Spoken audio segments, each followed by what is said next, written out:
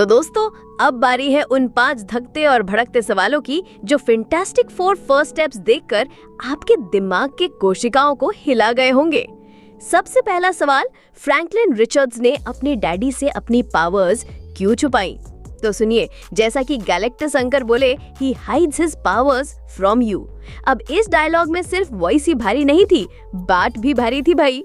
असल में जब सूखे पेट में फ्रैंकलिन पकौड़ी की तरह पक रहा था, तभी वो अपने डीएनए को ऐसा मिक्स इन रिमिक्स कर रहा था जैसे कोई गुपचुप डीजे।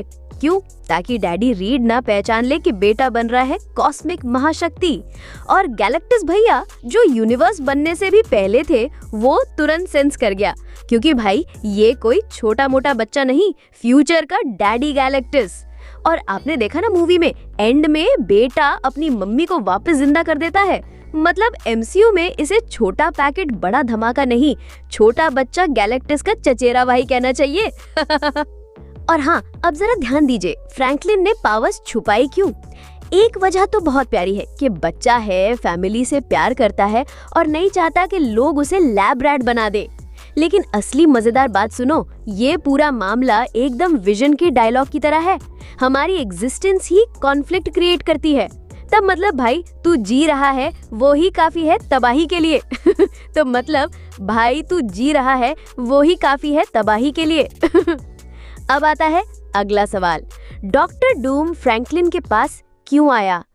ओहो, ये सवाल नहीं, पूरी थ्रिलर मूवी है अपने आप में। अब देखो, मूवी में डूम का चेहरा नहीं दिखाया गया, यानी सस्पेंस फुल ऑन चल रहा है। पर हिंट मिलते हैं कि ये वही अर्थ 828 वाला डूम हो सकता है, जहां लिथवेरिया का राज चलता है। मूवी में मैड थिंकर का नाम भी गिरा। अरे वही जनाब, जो डूम को टाइम रन्स आउट कॉमिक्स में मल्टीवर्स मैप करने में हेल्प करता है। पर मार्वल ने थोड़ी मिर्ची डाली है, शायद मॉलिक्यूल मैन की जगह अब फ्रैंकलिन ही काम करेगा। और सुनिए, गैलेक्टस की स्पेसशिप, वहीं से कोई टेक डॉक्टर डूम के हाथ लग गया होगा। अब सोचिए, जैसे हम फोन का चार्जर ढूंढ के खुश हो जाते हैं, वैसे डूम को गैलेक्टस का अल्टीमेट टेक मिल गया। अब या तो वो फ्रैंकलिन को मैनिपुलेट करेगा, या उसका पावर चूसेगा, या फिर दोनों। और कॉमिक्स के हिसाब से भी मार्वल शायद उसी लाइन पर जा रहा है, जहां फ्रैंकलिन खुद एक दिन गैलेक्टस बन जाएगा। मतलब बेटा, बचपन में आइसक्रीम खा रहे हो, बड़े होकर गैलेक्सी खाओगे। अब आता है तीसरा सवाल, सिल्वर सर्फर की कहानी में मार्वल ने क्या बदला? अब सुनो मेरी जान, कॉमिक्स में सिल्वर सर्फर यानी नॉरन रैड था, जो अपनी गर्लफ्रेंड और प्लैनेट को बचाने के लिए गैलेक्टस का हेरल्ड बना था। पर इस मूवी में ट्विस्ट आ गया। अब माँ बनी शालाबाल और उसने अपने बच्चे को बचाने के लिए खुद को सर्फर बना दिया। भाई, ये मार्वल नहीं, माँ के हाथ का झूला और ब्रह्मांड की थाली बन गया है। टेंटड़े। अब चौथा सवाल, एफटीएल डिवाइस के बिना ब्लैक होल से कैसे निकले? अब यहाँ थोड़ा इंटरस्टेलर टाइप लॉजिक लगा है। F4 ने ब्लैक होल की इवेंट होराइजन को ऐसे यूज किया जैसे कोई चक्री वाला झूला। और सेंट्रीफ्यूगल फोर्स के सहारे वो लाइट स्पीड के नजदीक निकल लिए। पर असली झटका तब लगा जब सिल्वर सर्फर आराम से ब्लैक होल के पास लहराता हुआ आ गया। मतलब भाई, उस पर तो ब्लैक होल भी अपना इम्पैक्ट डालना भूल गया होगा। जाने दो यार, ये तो गैलेक्टस का बंदा है। And power of Galactus. पांचवा और आखिरी सवाल, गैलेक्टस यूनिवर्स से पुराना कैसे हो सकता है? तो रेडियो की तरह सिग्नल ट्यून करो।